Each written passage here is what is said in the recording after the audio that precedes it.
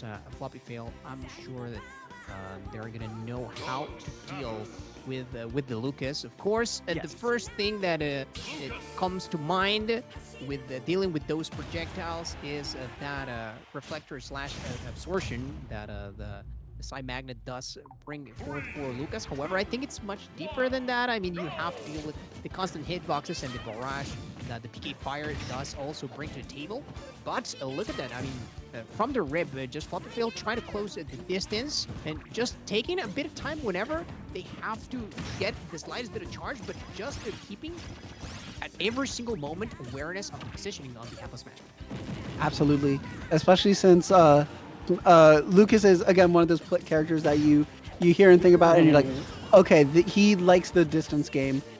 Could be a problem for Samus, especially since Samus also is a big fan of that distance game.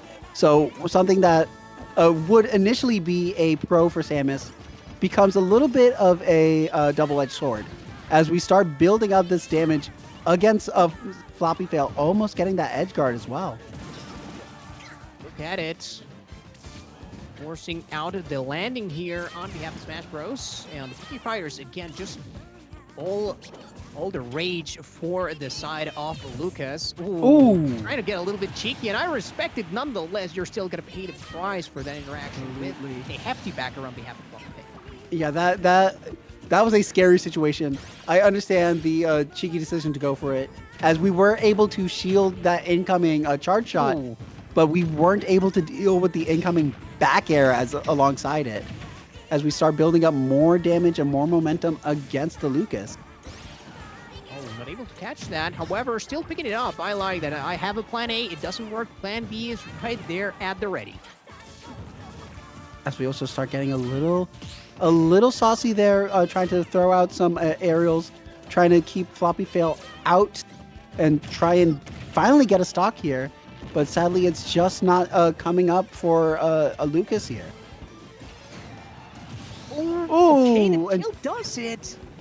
Yeah, until we get the downward facing forward tilt to finally get Samus off the stage and into a bad position.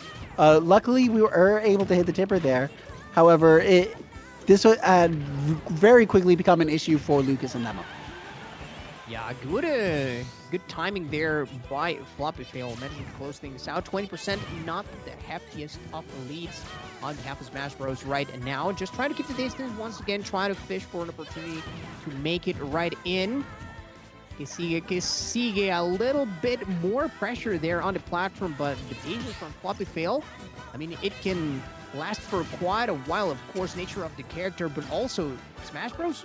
Trying to brute force their way in. Absolutely. And as we saw earlier, Smash Bros. Was a little bit behind, but we very quickly caught up and were able to even out this game as we start trying to get the up air. Nothing quite yet, but we are still keeping Floppyfail on their toes.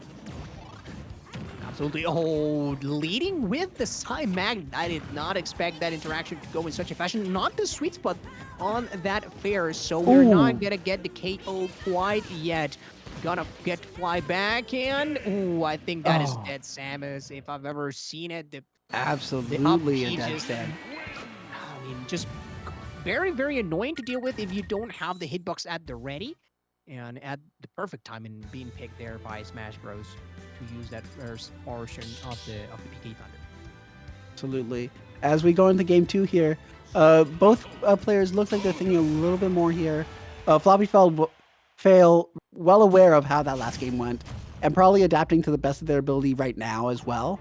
As we go right into Hollow Bastion, a good choice in my opinion for both players. I do like the stage pick as we just start going right into neutral here with the RPK Fires as we start charging Charge Shot. Okay, here comes the grab, and the platform not allowing the extension to go as far as perhaps Lucas was hoping for, but nonetheless is still cutting every avenue of approach with both the side B and the up B, and the timing was just not there for Floppyfail, but guess for who it actually was in favor, and of course, we are seeing a big lead at this point. Absolutely. Smash Bros. Missing that tech there, but just just barely making it back. Saved by Floppyfail. Floppyfail too much of a gentleman to say, yeah, I'm cool with that being how the stock goes. Saving Smash Bros. Oh, that is a bit tragic. That was Lucas. That was absolutely dead to rights, but getting a second lease on life and every single bit of percent, especially in floaty matchups, I think just goes such a long way. I mean, 50% already for extra credit could be more than enough, even surviving that excellent DI. Ooh, Wow. and not quite, actually just quite making it. It seemed like just barely we were able to make that. And now we just need to keep Floppyfail on our toes, keep Floppyfail off stage, because that's clearly where you have been thriving in this matchup until we get hit by that down tilt as Floppyfail takes that stock. But if Smash Bros can keep Floppyfail off stage, this is Smash Bros to take.